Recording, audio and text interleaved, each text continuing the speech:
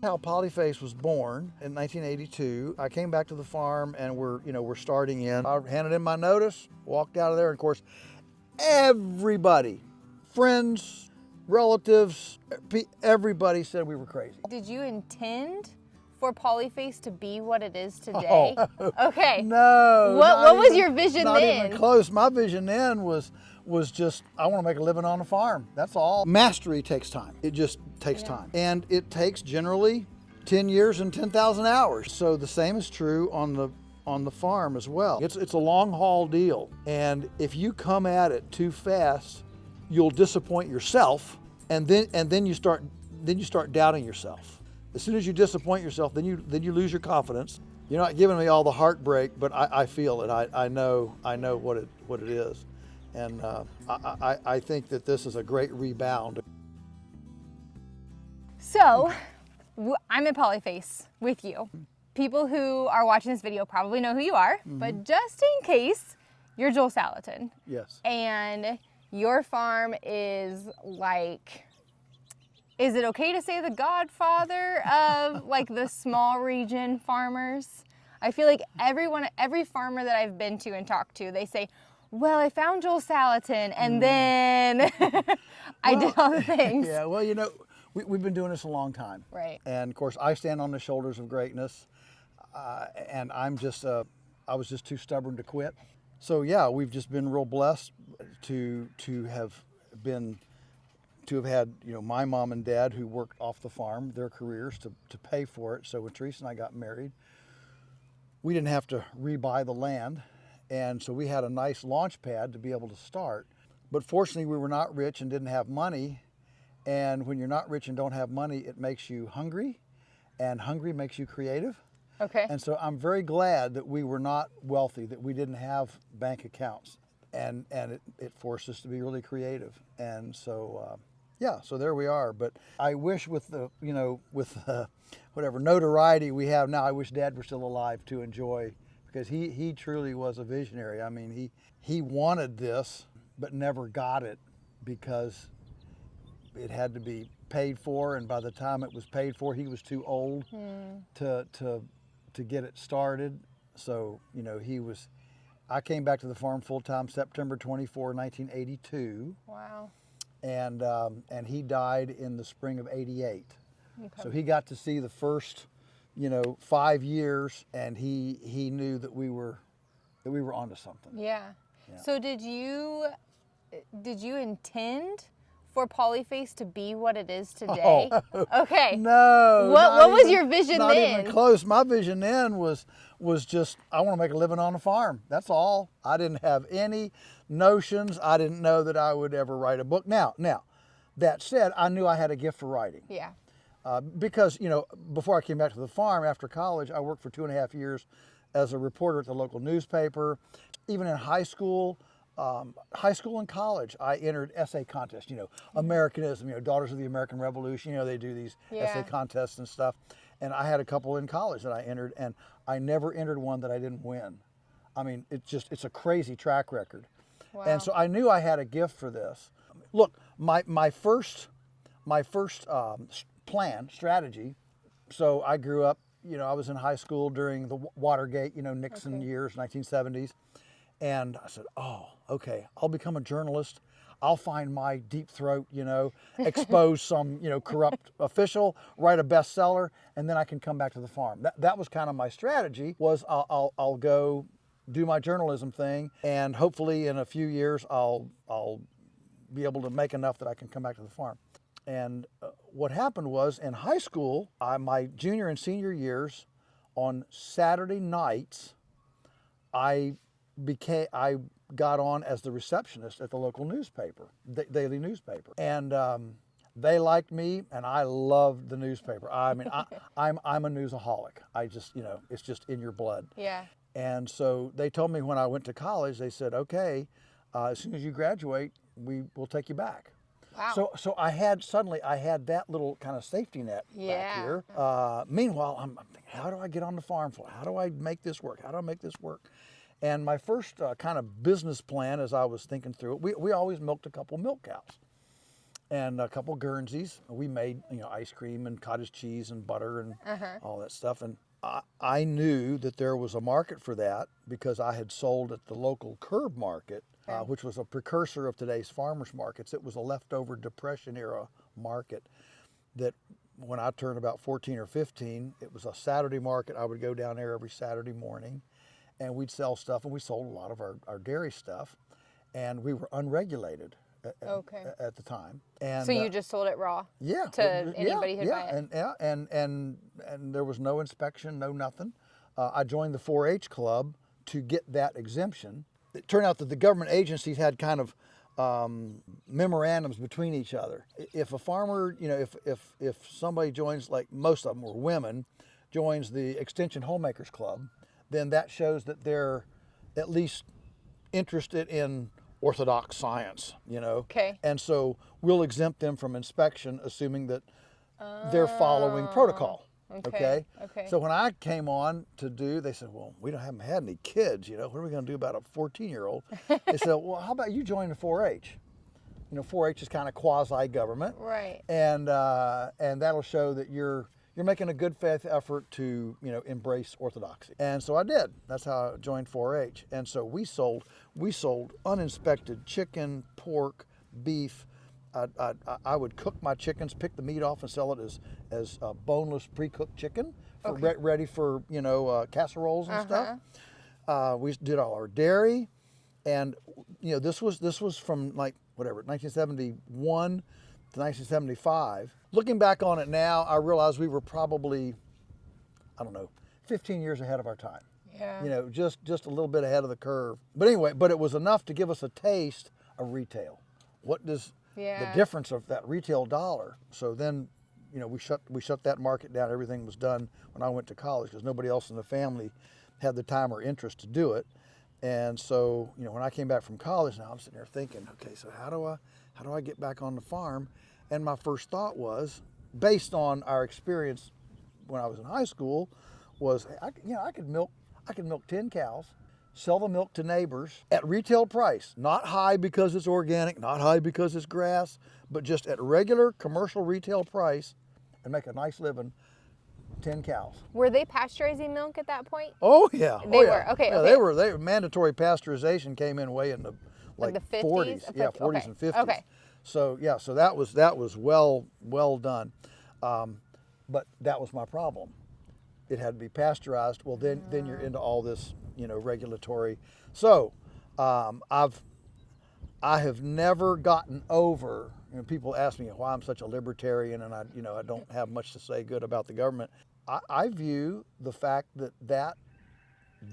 regulation kept me off the farm for several years until I could get back, and I don't resent it. I don't sit here and dwell on it and get ulcers about it, but I've never forgotten it.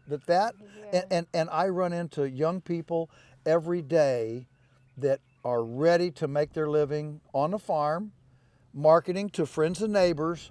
But the government says, no, you need a $200,000 facility to do that. You need a license to do that. And suddenly it's too complicated. It's too complicated, especially for a young person. Yeah, especially for a young person who might be a first-generation farmer. Yes, and doesn't have any money. And it's overwhelming. Absolutely, Yeah. absolutely. So what people don't understand is that all innovation requires embryos. I mean, you've had a child, I think. Yep. And if that baby was the size of an adult, that would have been a really tough birth. You might not even want to get pregnant. Yeah. And so what the reality is that these food regulations make the size of the embryonic prototype so big that it's an embryo too big to be birthed. That's the truth. And I've done conferences before he died with, for example, Bob Evans of the Bob Evans restaurant. Don Tyson. Yeah. Tyson Chicken. Grandpa Tyson started from the tailgate of a pickup truck. Bob Evans started with the tailgate of a pickup truck. All these agribusiness titans today started in the 30s and 40s from the tailgate of a pickup truck. Yeah. They were just, savvy entrepreneurs, and they, ran with it, and they outdid the others.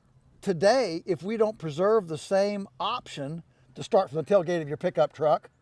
Young people can't get in. Yeah. Young people can't get started, and it's just unfortunate that that's where we've gotten to. So so I come back. Well, I can't do milk. Can't do that. So what? Of course, we were doing some beef. So I began selling freezer beef, sides, halves, quarters, to folks at the newspaper. Yeah. And other acquaintances. And we started building up a little bit there. And I went back to the newspaper then because of that. At 2.5 years, because Teresa and I were living here in the attic, driving a $50 car. If we didn't grow it, we didn't eat it. And we had all of our own dairy, we had all our own food. Drove a $50 car. Our living expenses were incredibly low. We had our firewood. We didn't have that. We didn't have rent. Even though I didn't have a very high-paying job, I was able to save half of it. And within 2.5 years, we'd saved up enough that we said we could live here for a year without any income, and because we were living on $300 a month. Wow. And even for back then. Even for back then, that was unheard of. I mean, today's equivalent would be, let's say, 4 times, $1,200 a month. Yeah. That still is really, really low. Right. All right. I said, I fully intended to go back off farm to work, but I said, we're going to get so many things done in a year that maybe we'll cut the time away from 10 years to 8 or 8 years to 6 or what. That was my thinking. So you were like, I'm just going to take an extended vacation. Yeah. So I handed in my notice, walked out of there, and of course, everybody, friends, relatives, everybody said we were crazy. Everybody said that we were crazy. We didn't have one single positive, affirmation. That's hard. Not one single one. But we came back, and what happened, the thing we didn't plan on was just how much slippage, I call it slippage, happens when you're not around. A lot of farming is timing. The cow having trouble delivering a calf can't wait for you to help her when you're off on Saturday. You got to help her now. The green beans that need weeded, if you wait till Saturday, you might not find the green beans. And there are a lot of things like that. Right. And so we just found, and not only that, but by not going to town to work, suddenly we dropped from filling up the gas tank once a week to once a month. Well, that was a huge savings. Wow.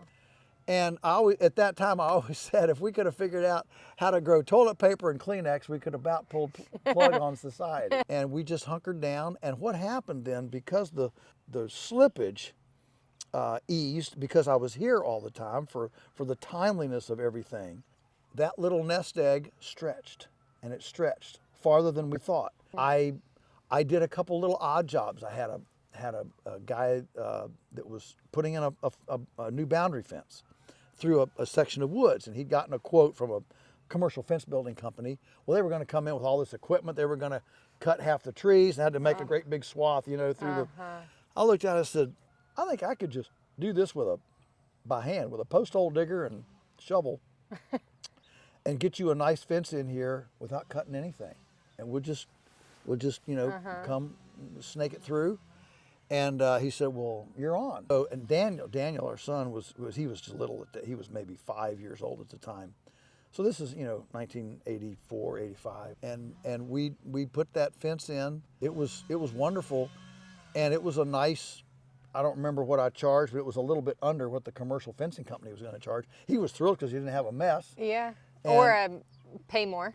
Yeah, or pay more. Right. But for us, a $1,200 job was 4 months of cash, living. Yeah. We, for about 4 or 5 years in the spring, I helped a guy plant trees.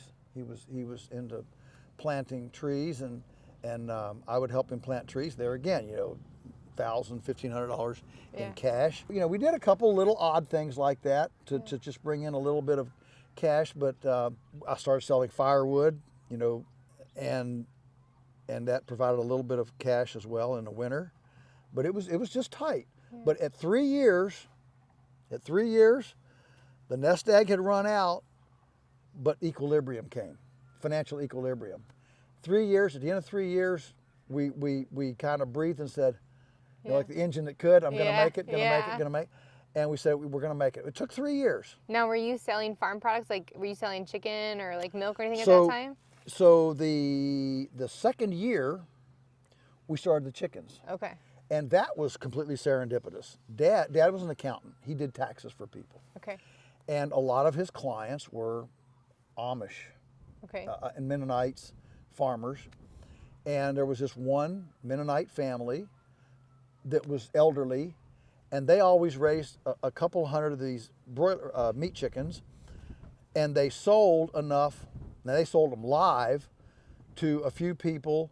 Basically, they were just trying to get their own chickens free, pay for the feed. Yeah. And so they were selling, a couple hundred, something like that. And they looked around their community and tried to find another Mennonite, obviously, that would do it, and nobody was interested. And of course, I had these chickens, when I was a kid. Right. Had my first chickens when I was 10. They asked Dad, would Joel be interested in taking over this little chicken business? I like chickens, and that's fine. And we had my old chicken shelters that I had when I was had the chickens when I was in high school. They'd been pulled up in the barn rafters, just sitting there. Well, we just pulled them down, put meat chickens in them, and off to the races. Yeah. And of course, their customers did not stay with us because we wanted to process them and value add and get More. the whole all thing. of it. I mean, a couple of them did, but most of them didn't. So we had to find new ones, but that wasn't a problem. And so the chickens really provided cash flow early on. They were a game changer. Okay. The chickens were a game changer. I think a lot of people And feel still that. are. Yeah, I think a lot of people feel that. Even my husband and I, so we farmed in Indiana for 6 years, and that's what we found with chickens. If you can sell it, if you can raise a chicken, you can sell a chicken. Nobody else was doing it. We could do it, and that wasn't very long ago. So it seems to stay true. When did you start adding the other enterprises and bringing on interns and turning it into the whole kit and caboodle of Polyface? I imagine it was probably a little slower than we look back on it right now and we're like, holy crap, look at how big you are. Yeah, but in the moment, I'm sure it was slow going. But how did that go? Absolutely. I mean, Teresa and I joke now. Our expenses are more in a day now than they were in a year. In 1980, so 82. So we officially started Polyface in 1982 when I came back to the farm full time. Was it Polyface then? You called it Polyface? Yes. Oh, yes. so you kind of had a vision then for the multi-faces, right? Well, remember, Dad was an accountant. Right. And he realized from a tax standpoint, we needed not only liability protection, but tax whatever. Diversion? Maneuverability. Yeah. Wiggle room, if you will. Okay. That a corporation would allow. Okay. And so his first thing was, well, we'll just call it Salatin Incorporated. And I remember that was one of the little tensions we had. I said, no, Dad. I said, it's not going to be Salatin. This is bigger than us. So I already had, I just felt like that we were onto something. He was so innovative. I mean, he was so innovative, and pretty much the things that he did worked. Okay. The controlled grazing, the portable chicken shelters, the composting. We had a chipper by then, and we were chipping, we were composting. I was seeing the grass start to respond. I mean, there were basically there was a lot of positive prototypes. They just hadn't scaled yet. Yeah. And we hadn't monetized them or commercialized them. They fed our family and right. All that. So I said, let's be interface. The interfacing of the open land, forest land, and water. That's what I wanted to be, Interface Inc. And we submitted it to the State Corporation Commission. I remember I was in the barn, I was milking the cow, and he came in and he said, they rejected us. I said, why? I said, well, because there's already an interface in Virginia, and so we can't be that. And I'm sitting there milking the cow. Oh, shoot. So you pulled the thesaurus out of your head. Yeah. And you were like, well, if we can't be interface, let's be many-face, Polyface. We both liked it. We submitted that. There it goes. There it was. Okay. So that's how Polyface was born. And in 1982, so I came back to the farm, and we're starting in. I've got to give credit to my wife. I mean, people. She's the quiet one, people don't see her much. Yeah. But believe me, my success is because I married a wife more frugal than I am. I mean, she is frugal, and she's She's an incredible, she can make anything out of anything. She can sew, she can cook. She would can 800 quarts of stuff a summer, so we could eat, free, and churn butter, and was my tractor driver, and I mean we were just together. Here we were, starting in, and it customers grew. We started selling all of our beef direct. Took a couple years to sell all but we were only doing like 20 a year. Right. So we started selling all of that direct. Did the chickens, and I was selling the firewood.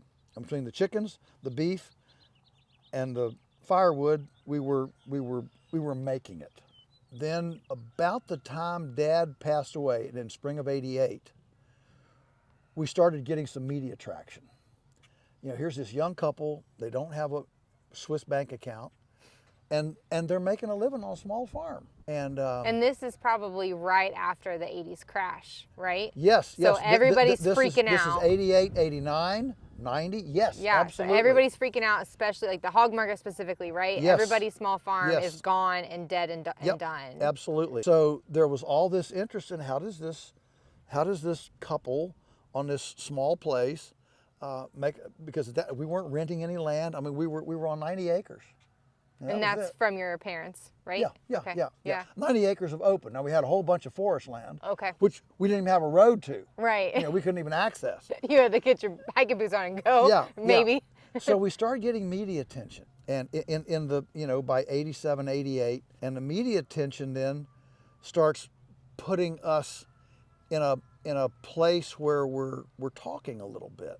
And so I'm trying to think, maybe 1990 or something, I'm speaking at a thing down in Southern Virginia, and I saw this thing with pigs, breeds of pigs. It was a American Livestock Breeds Conservancy presentation, and they were showing these pictures of different breeds of pigs. What I saw was the pig standing on a steaming compost pile, and by this time we were composting. We were seeing progress. I had a neighbor with a front end loader. We didn't have a front end loader, so I would hire him. He'd come down with his front end loader, and we'd work together and clean out, and did the windrow compost piles, double handling and all that. I saw this, but I said, why not let pigs do this turning instead of machinery? And so came home, got a couple pigs, tried the little experiment with the corn and the bedding, and man, it was fantastic. And so that started us into the pig business. So that's when we added pigs. Then by that time, so we I always had eggs. We have eggs for ourselves.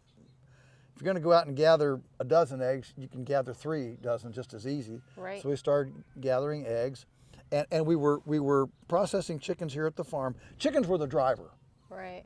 And people had to order them, and they would come to the farm and meat chickens? Yeah, meat chickens. Okay. Meat chickens. So we said, well, what can we add? Well, we can add eggs, pretty easily. So we added some eggs. I actually had them I'd made an egg-mobile on bicycle wheels. Okay. I had about 40 chickens in there in a like a 6x8 bicycle wheel. I pushed it around by hand, and I had a couple gates, 10-foot gates that would stand up by serpentine. Okay. You make corners Yep. and they stand up, and I would just kind of spin this around like a 4-leaf clover, and then every 4 days I'd push it up the field and make another 4-leaf clover, and that's what we did. And one day I had grazed with the cows, and I saw what the chickens did to the cow pies. I said, oh my goodness, because at that we were still using, I don't think we were not using ivermectin at that time, but we had heel fly warbles, and Teresa and I would put the cows in the head gate the calves. Cows didn't have a problem. Calves would get these heel fly warbles, come up on their back, and so I'd take a Coke bottle and reef down on the breath hole, and they'd pop up in the Coke bottle. It was kind of gross. Yeah, fun work.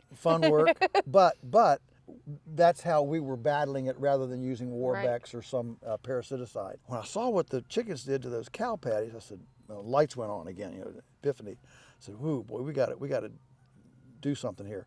So I quickly retrofitted the little bicycle wheel egg-mobile to a 3-point hitch that I could hook behind the tractor and move around.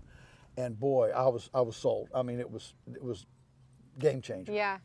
So then the next year I made a bigger one, put a chassis under it, put 100 chickens in it, and really started selling more eggs. So all of these developments were incremental, over time to try to solve a problem. Of course, then the problem became, so like the pigs, we didn't need that many pigs to do the pigerating, but the pork was so good, people wanted more pork. Yeah.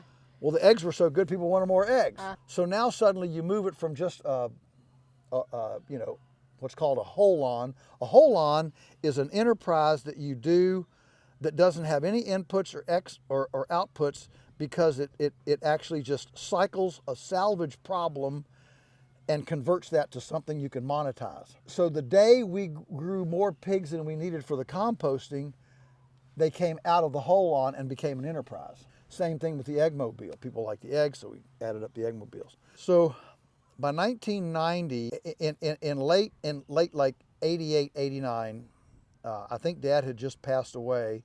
I was helping a friend buy a bull. He wanted me to help him go buy a bull. So I went out there to this seed stock producer. We looked at the animals and talked about them, and then he went into the inner negotiating room and I stayed out in the front foyer waiting for them to consummate the business. And I'm looking, and they've got a magazine rack there, and I see this magazine, Stockman Grass Farmer. I picked it up. I mean, in the first page, I said, "This is us. This is me. This is me." So I looked at the little masthead inside. You know, where's the address? What's the subscription? Yeah. Got home, sent off a check, subscribed, and wrote a couple letters to the editor. Next thing I knew, Alan Nation, the founder and editor, calls me, says, "Can I come up and visit?" I said, "Oh my goodness." You know, Starstruck. yeah, starstruck, absolutely starstruck. So he comes up and he says, "I've been looking for you for 10 years. Said, you're exactly what I've been trying to find, but no, you know, they're in New Zealand, but they're not here." And so he said, would you write a monthly column for me? He said, "I'm bankrupt, I can't pay you." And he was at the time. Wow. And I said, "Sure, I'd be glad to," because I was eager to.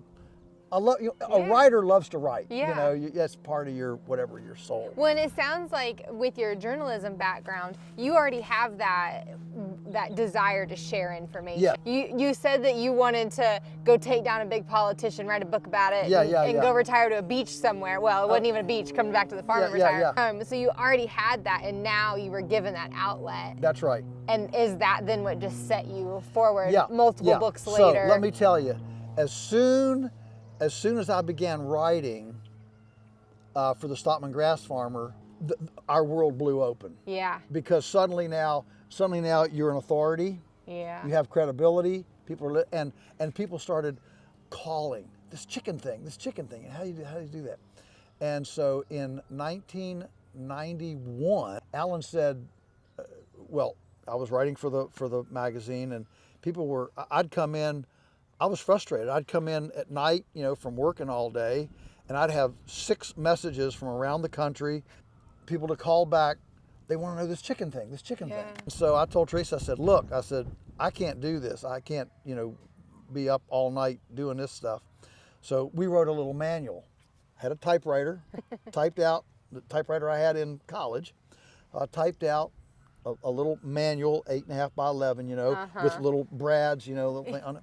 Xerox, and sold it through Stockman Grass Farmer. Well, the first year we sold 1,000 of them. Oh my goodness. And I looked at her, I said, "Well, my goodness, there's money in their information, you know, my dear." So we reprinted 1,000, sold that the next year, and then Alan in 91, 92 early, he came to me, he said, "Look," he said, you got to do an honest book. I mean, you got to do an authentic book. Yeah. This is too good to just let it be a little, you know, backyard, looks like something done in the, you know, back street. So in 93 we came out with Pasture Poultry Profits, and just to show the broadness of this value added, and the largeness of Alan's heart. He said, because they published books. I mean, they were in the publishing business. Stockman Grass Farm. He said, "Now, when you do this book, we'll be glad to publish it for you, or you can publish it yourself, and we'll be glad to sell it." Okay. And so I started looking at the economics and realized how little an author gets. Yeah. I said, you know, I think we'll just, so by that time we had enough cash flow from the farm to pay to self-publish this book. So we did. Pasture Poultry Profits came out in 1993. Another game changer. Yeah. You know, I've decided in the U.S. there's two ways to get credibility. One is with a PhD degree, and the other is to author a book. Yeah. Those are the two ways to get credibility. So then, you know, the door started. I mean, I'm traveling around talking and different things. This is so now we've been on the farm full time, 82 to 93. That's 11 years. Yeah.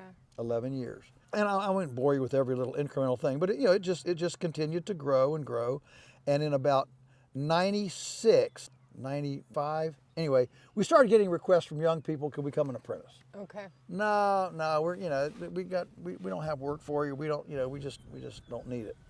Well, we talk about how serendipitous. I mean, things think I'm smart, but no, I just fall into stuff.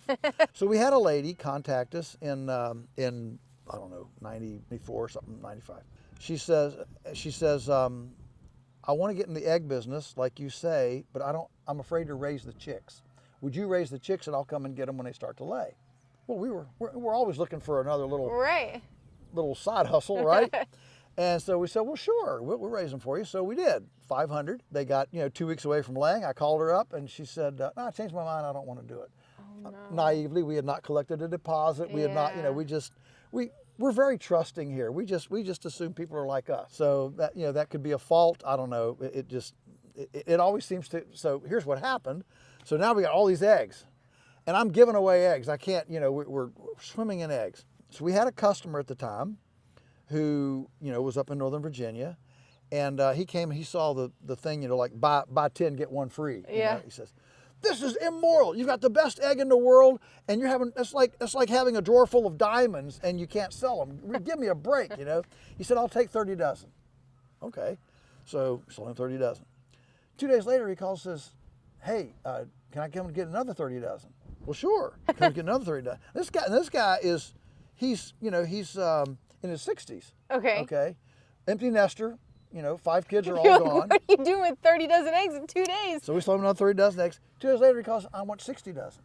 By that time, curiosity killed the cat. I said, all right, what's going on here? Yeah. Well, it turned out we didn't know what he did for a living. He was a lobbyist for the National Health Federation Okay. in D.C., and he was constantly taking legislative aides and congressmen and senators out to dinners in these nice Washington restaurants. This was his ministry in retirement. He wasn't getting paid a lot for this, but he was a quintessential entrepreneur, had started like 5 businesses in his lifetime, you know, took them up to and then sold them.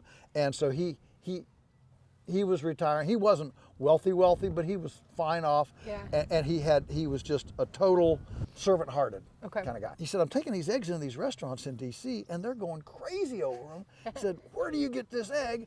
And he said, I want to go into business with you. And by this time, we'd gotten pretty friendly. We said, well, how many do you want? He said, I want 600 dozen a week. Ouch. I know. That's a lot. He said, how soon can you do it? I said, well, you know, in about 7 months. We got to buy the chicks, we got to raise them, and then we got to get through the little pullet stage and blah, blah, blah. Meanwhile, we'd had young people coming by.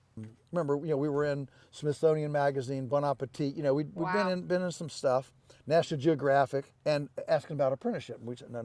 And we said, here's an enterprise. We could have the apprentice be in charge of the egg enterprise, and it'll give more work to do. And so that summer of whatever, 95, we installed the apprentice cottage. We built 20 chicken shelters. At that time we were running the chickens in the little shelters like the broilers, but with nest boxes in them. And started the apprenticeship program and started selling these eggs. And he started selling these eggs in DC. So that's kind of how the apprentice thing launched.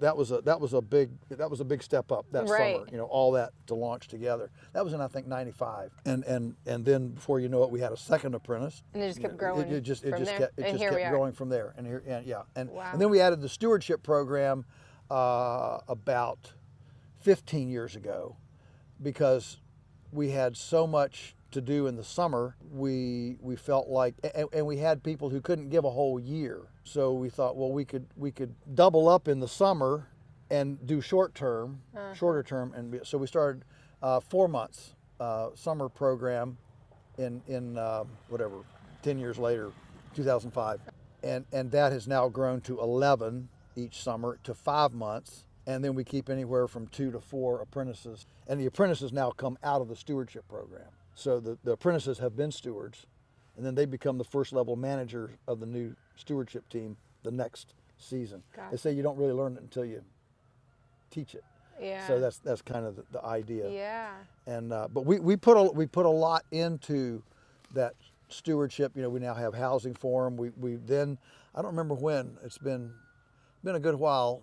About 2 years after we started the stewardship program, I did a presentation down in Tennessee, and on a farm that had a bunch of labor in. It was a summer produce kind of situation, and this guy had he was selling to a lot of the chefs. I'm sorry, it was Kentucky, selling to a lot of the chefs in town, and the chefs would take turns coming out and cooking for the farm crew. Oh, wow. So they'd get a really cool, gourmet meal, and the chef would just walk through the farm and pick what he wanted to pick and cook dinner. Wow. And it just struck me. I said, oh, and it got me to thinking, because it was awkward here at the time. You know, we get done in a day, I go into the house, and the apprentices go into the house and have a nice supper with Teresa, and the stewards well, go fend for yourself, I mean, they could eat out of our larder, obviously, but they needed an hour to fix it, and so we said, I wonder what.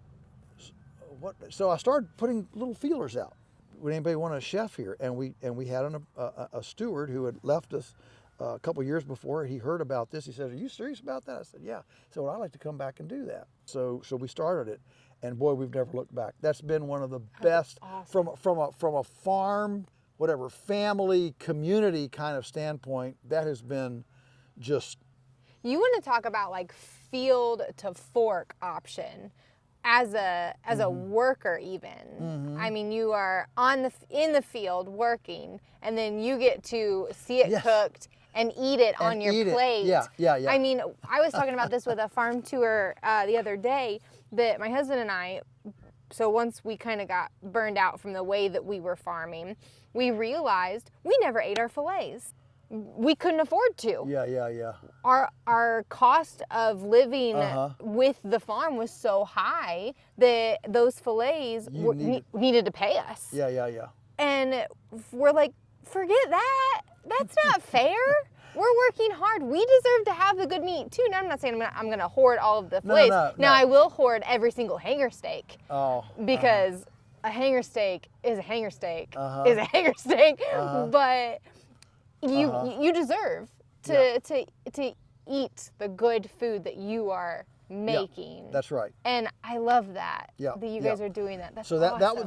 that was a game changer as a community on the farm. So they're in the summer. There's 25, 26 of us that live here on the farm, and we have a summer chef who cooks the evening meal and also handles all of our gatherings and events and things. And yeah, it's been really good. It's a pretty big investment for us, but what it allows us to do is we can work everybody right to the minute of supper, right.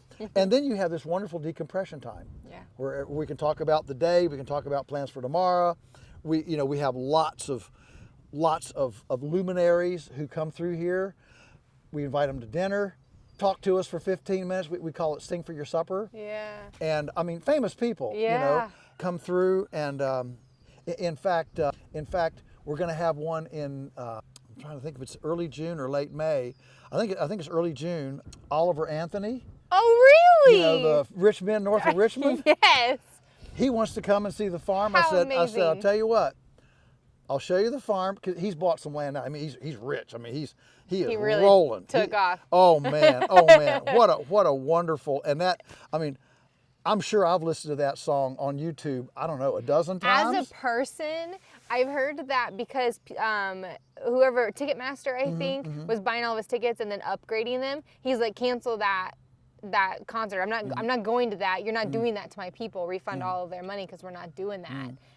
Yeah. What moral Yeah. of someone, you don't see that in the rich people. That's awesome that he's coming here. That's great. So we talked on the phone a couple times already, and he's just as down to earth, but he's making big money. And he's bought a place, and turns out that he's been a fan of ours for a long time. and I didn't even know it. You never know.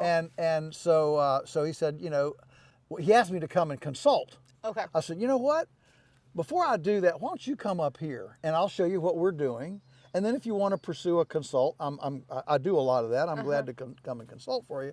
But first, why don't you come and see? He said, could I come? I said, absolutely. Come. I said, with one caveat. You got to sing for my farm crew. He said, "Oh, I'd be delighted to." Aww. So we're getting a free farm crew only thing from him in exchange for a farm tour. That's awesome. So people come through, and so for our young people who come, being able to talk directly with Sally Fallon, Weston A. Price Foundation, people like that is just priceless. Yeah. They would never be able to get access to them otherwise. And so the evening meal is all part of that. Yeah. It allows us then to invite people to and they love to be with the crew. And it's just really, really positive. So it's an investment, but man, it's one of the best investments we ever made. You almost can't go wrong if you're investing in relationships and people. Absolutely. That always agree. comes back. Yeah. It always comes back. Absolutely. So you guys started out kind of like homesteading almost. Yes. From what I would define it as to now true farmsteading. And I've realized over the last couple days that people have different definitions for homesteading and farmsteading. And I'll preface this with a little bit of my own background story. We farmed for 6 years, cows, pigs, chickens on 5 acres, sold direct to consumer. After our second kid was born, we just were like, this is no longer fun. We're making things too hard on ourselves. Something needs to change. Costs were really high. Let's make a change. So we left, sold the farm, sold everything, and now we're on the road full time. And we're realizing that if we had started out just supplying food for ourselves, and not necessarily making it be a business, but saving money by not buying food from the grocery store, we would have done things so differently. And maybe, you can play the shoulda, coulda, woulda game all day long. Yeah. But maybe we would still be there. Maybe we wouldn't have gotten burnt out. So I ask for your advice, or maybe just your opinion, what you think is going on between the dynamics of a homestead versus a farmstead. When I think homestead, I'm not thinking commercial marketing or making a living. Now, a lot of homesteaders would like to make a living on it, but you have to get your kinks worked out, and all of this takes time. Mastery takes time. It just takes time, and it takes generally 10 years and 10,000 hours. And so the same is true on the farm as well. And so what happens is if you start getting that commercial pressure to perform, which means to produce, to perform, before you have mastery, you end up with sick animals or uncontrolled animals that then you're chasing all the time. And pigs 2 miles down the road. Yeah. While I was pregnant. Yeah. That's not good. No. That's not good. No. And that burns you out. So I always encourage folks. I like to tell folks, if you want to do this commercially, don't make your move until you have 2 years of nest egg.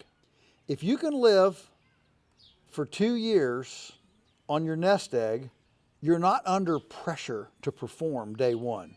And you have time to sit on a bucket and observe the chickens, and sit on a bucket and observe the cow and why she doesn't stay in, or check the electric fence, or whatever else is necessary. As you develop mastery, you get confidence. And as you develop confidence, it takes time to develop confidence. Yeah. You don't just get confidence because you wish it, or the fairies woo-woo dust it to you. You get confidence because you earn it. See, I think in our case, though, at some point, I think our confidence turned into pride. Like we were overly confident. Huh? You know, like, so I'm a 6th generation farmer. And then my husband and I got together and we started farming. And we'd watched all your videos, all of everybody else's videos. We knew what we were doing. We walked into it on a lower scale, saw the demand, and immediately jumped. And it was great. We did have fun for those years. But I think that when things did start getting to be not fun anymore, and we started hitting roadblocks, it just was compounded because we were so confident. We're like, why isn't this working? This is supposed to work. We know what we're doing. And I almost wonder if it was like a pride thing, you know? Maybe. I'm not a psychologist. Right, right. I'm not ready to go down that road with you. I see it in other people between the homestead versus the farmstead side, and making it work for you or making it work for someone else. What I see more often than not is not so much, I mean, you can call it cockiness if you want to, but just a lack of respect for the amount of nuanced properties that the homestead requires. Like you said, that slippage when you're gone. The slippage, yeah. and that it's putting in a fence post. You know, it's not easy. And you know, you say, well, how hard can it be to put in a fence post? Well, digging the hole with straight sides, how to hold the post hole digger, how to hold the digging iron, where to put the post, how to put it so it's straight, putting it against one side, taking the bark off. Do you put it with it facing up, facing down, the way the tree grew? All these things. These are all nuances, and you don't get that in a minute. And so when you're trying to like force it to make money, it gets to be difficult. Now, what about on like a definition side? I heard someone say they kind of compared homesteading to being a prepper, and farmsteading to be a commercial farm. An entrepreneur. So what do you classify like those as? You kind of said it earlier, but like in a deeper sense. Yeah, so a homesteader, you think of self-reliance, for sure. I just, in my view, and I speak at all the homestead fairs now. Right. And because you're right. I feel like our first 10 years here, 61 to 71, was just a glorified homestead. We weren't selling anything. We were experimenting. Experimenting. Dad was. And of course, us kids, you know, we got it secondhand. And all that experimenting, while I know it was frustrating for him to have to go to town every day and work and not see the farm, it was critical for us to get systems in place that when I finally came back, we had some things under our belt. We knew some stuff at work. I mean, the one summer in college, and I was home from college. So when I went to college, every summer, June, so I had June, July, and August, okay, out of college. June was always haymaking, so we made our hay in June. July was a special project. And August, I cut all the firewood for Mom and Dad to be able to heat the house all winter. So July, I did special projects. One summer July project was we had water drainage leakage problems in downstairs. The kitchen and dining room are about, I don't know, 3.5, 4 feet under the ground. You know, they're earth submerged, and we'd have a flood, big heavy rain, water would come in down there, and so I hand dug down to the footers all the way around and put in a leaky pipe French drain system, and that stopped it. Another summer project was I hand dug the solarium that's on the end of the house. The house is old, 1790 log cabin. Wow. And we were having, the soil had built up around the edge. We were getting some rot on the great big chestnut log plates. Well, what do we do? And so we said, and of course, you know, Dad and I, you know, love solariums. So we said, well, let's build a solarium. So I hand dug a pit 30 feet by 8 feet by 6 feet, 5 feet, 6 feet deep. Okay. 30 feet by 8 feet by 6 feet deep with a pick and shovel by hand, and then the other summer, I put in all by hand all of the initial electric fence posts to identify all of our fields. That was a game changer, because that meant now, instead of putting up electric fence all the way around the animals all the time, all we had to do was just subdivide. Yeah. That was a game changer. So I'm telling those stories just to help people to understand this is an incremental thing. It's a long haul deal. And if you come at it too fast, you'll disappoint yourself, and then you start doubting yourself. As soon as you disappoint yourself, then you lose your confidence. Then you lose your savvy, as Pirates of the Caribbean would say. Yeah. Savvy. You lose your savvy, and then you get frustrated, and then you get depressed, and when you get depressed, then you get discouraged, and when you get discouraged, you sell it all. Yeah, And you move into a camper and you go travel the country and have conversations with Joel Salatin. Yeah, that's right. I mean, the interest in this non-chemical, non-industrial food production is off the charts. Yeah, and we love seeing so many different kinds of people. I mean, we've obviously seen you. We've seen homesteaders on an acre. We've seen herbalists on half an acre. Right. We went to go see Will Harris. We saw a couple other YouTubers. I mean, we're seeing so many different types of people, and it reaffirms to us that we believe everyone deserves a seat at the table. And there isn't just one way to do things. No. And if we can learn from all of these different methods, a garden video that we did, this guy, the only thing he does in his garden is put old hay down. That's it. He doesn't till it up or anything. I believe he uses seed starts, and then he just puts it in a little hole in the hay, and that's it. He just keeps adding. I'm like, if I would have known it could have just been that simple, I think I would have had a garden if we farmed. But we were so caught up in all the animals that then weeding and tilling and planting, and it was a lot for us. Yeah. So yeah, seeing so many people and visiting so many things, we are already learning so much, and we're like not even halfway. Yeah. So that's wonderful. We're having a blast. Yeah. Good. Well, I know it'll be however it turns out. Whether it's financially rewarding or not, I know it'll be tremendously emotionally rewarding. Absolutely. And it's a good healing time for after you're not giving me all the heartbreak, but I feel it. I know what it is. I think that this is a great rebound, a great space to be in, as a rebound from a heartbreak. Well, thank you. Thanks. Yeah. So thank you, Joel, for talking with me. You've talked now for, I don't know what time it is, but I'm sure it's going on like 6 hours straight. So thank you. I really appreciate it.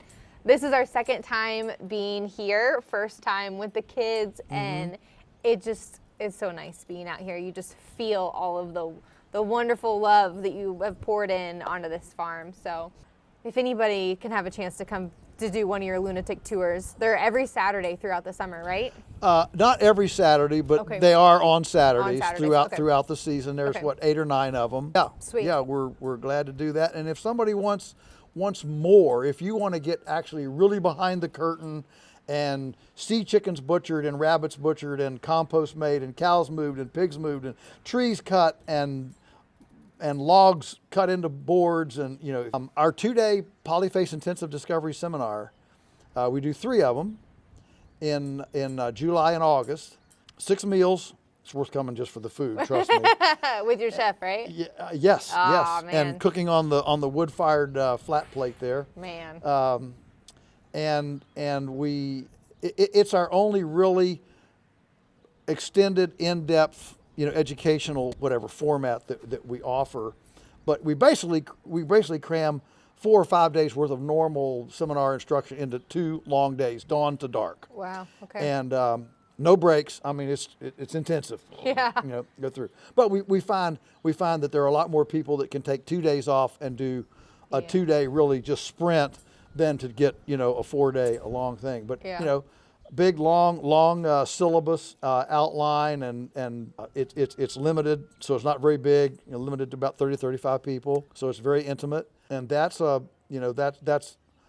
a step way up. Lunatic Tour is a nice little, you know, kind of fun one-time overview kind of thing, but it's pretty shallow in the big scheme of things.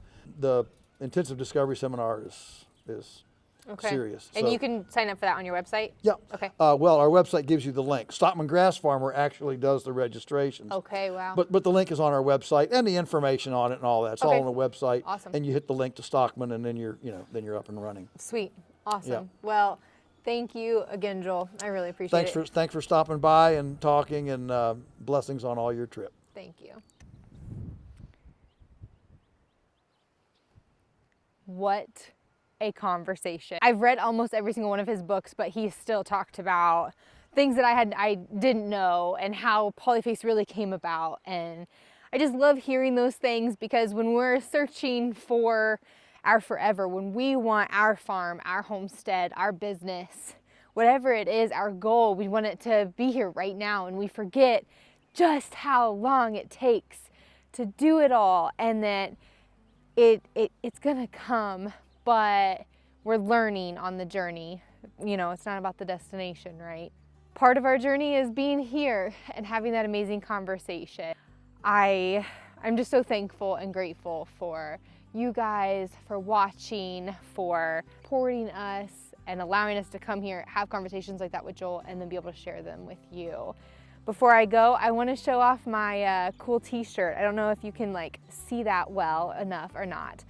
We have some really awesome t-shirts that we've designed in our store. Check them out, support us. We want to make this journey last as long as possible, but of course, one day we will settle down again. And of course, we will bring you along with us for that. But until then, we've got more farms to see. So come with us and learn from these awesome farmers.